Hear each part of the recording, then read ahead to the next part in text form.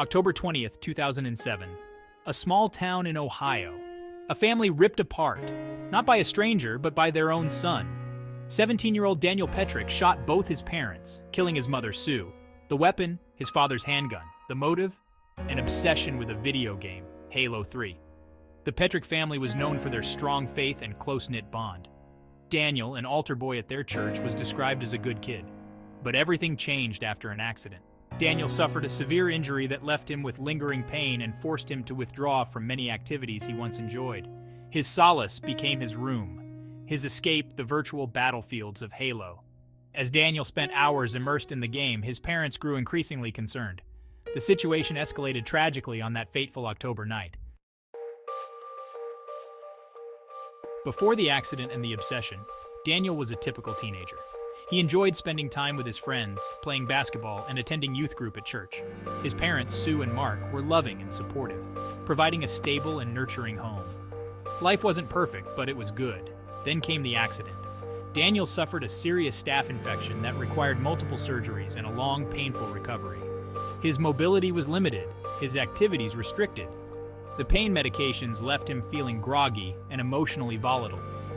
Searching for an escape, Daniel turned to video games, particularly Halo.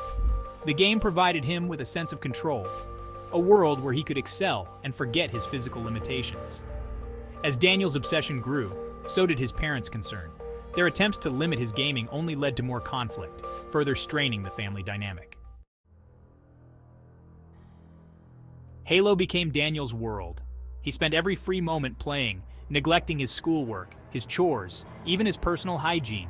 The game's characters, weapons, and storylines consumed his thoughts, blurring the line between fantasy and reality. His parents pleaded with him to cut back, to engage in other activities, to reconnect with the outside world, but their pleas fell on deaf ears. Daniel's behavior became increasingly erratic. He would lash out at his parents, accusing them of trying to control him, of not understanding him. He became withdrawn and secretive, isolating himself in his room, the glow of the computer screen his only companion. The once loving son and brother was becoming a stranger in his own home. The conflict between Daniel and his parents escalated with each passing day. Desperate to regain control, they tried everything they could think of, taking away the game, restricting his computer access, even seeking help from a family therapist. But their efforts seemed only to fuel Daniel's resentment and anger. The virtual world of Halo, with its clear-cut rules and achievable goals, offered a seductive alternative to the complexities and frustrations of real life. October 20th, 2007 began like any other autumn day in the Petric household. But beneath the surface, tensions simmered. The ongoing conflict over Daniel's Halo obsession had reached a boiling point. That evening, another argument erupted, sparked by Daniel's refusal to stop playing and join the family for dinner. As the argument escalated, Daniel's anger boiled over. He stormed out of the room, his parents' words ringing in his ears. They didn't understand him. They never did. In his mind, the game had become more than just a game. It was his escape, his identity, his lifeline. Unbeknownst to his parents, Daniel had devised a plan, a chilling solution inspired by the virtual violence he had become so accustomed to. He went to his father's safe, where Mark, a pastor, kept a handgun for protection. With trembling hands, he retrieved the weapon, its cold steel a stark contrast to the virtual arsenal he was used to wielding. The virtual world had bled into reality with devastating consequences.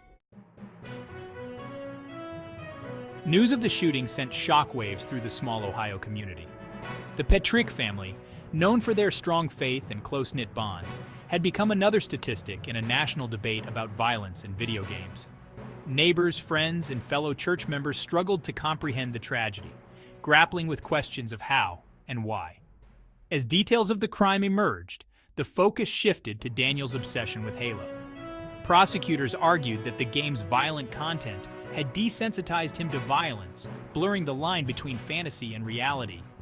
Daniel's defense team countered that the shooting was not a product of video game violence, but rather the result of a confluence of factors: the accident, the pain medication, the isolation, and the escalating conflict with his parents. The trial was a media spectacle, with experts debating the influence of video games on young minds. The jury ultimately found Daniel guilty of aggravated murder and attempted murder.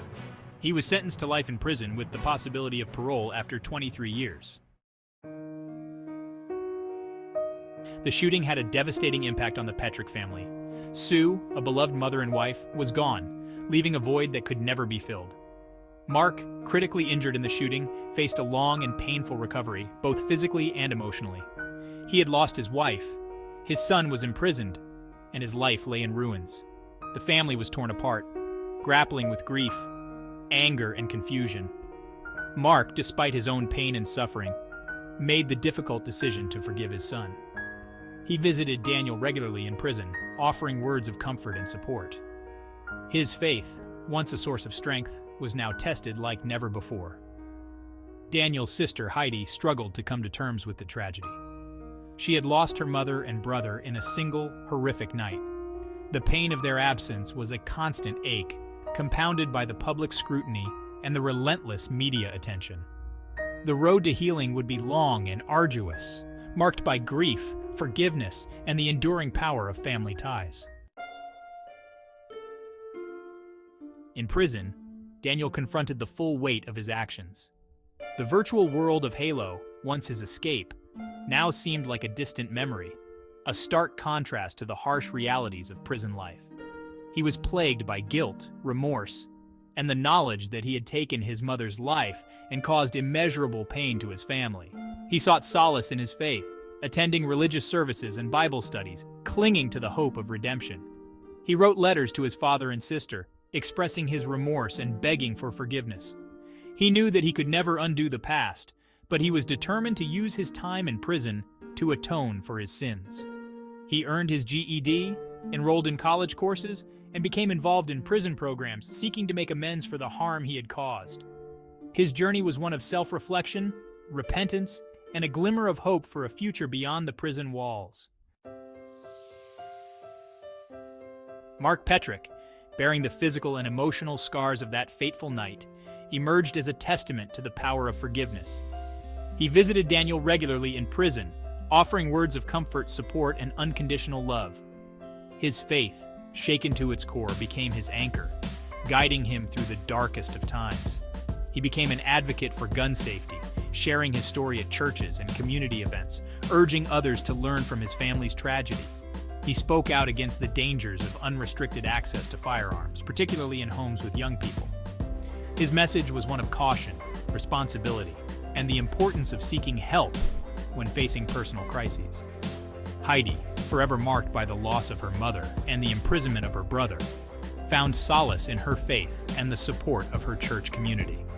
She grappled with the complexities of forgiveness, the anger and resentment she harbored towards her brother, vying with the love and compassion instilled in her by her parents.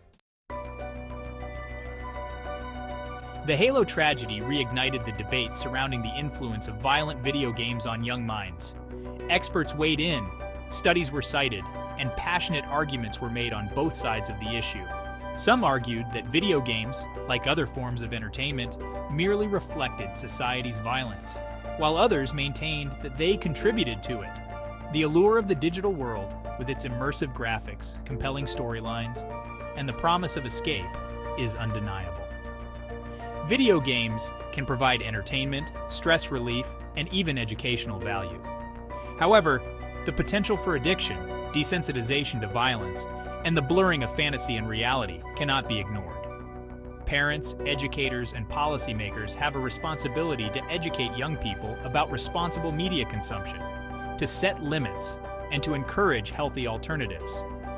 It is crucial to recognize the warning signs of video game addiction and to seek professional help when necessary. The Halo tragedy is a story of loss, forgiveness, and the enduring power of the human spirit. It is a reminder that even in the darkest of times, hope can emerge from the ashes of despair. Mark Petric's journey of forgiveness, while deeply personal, offers a powerful example of compassion and grace. Daniel, facing the consequences of his actions, embarked on a long and arduous path of redemption. While he can never undo the past, his commitment to personal growth and his remorse for the pain he caused offered a glimmer of hope for a future beyond the prison walls. The Petric family's story serves as a reminder that even in the face of unimaginable tragedy, the human spirit can endure. It highlights the importance of family, forgiveness, and the power of faith to guide us through life's most difficult challenges.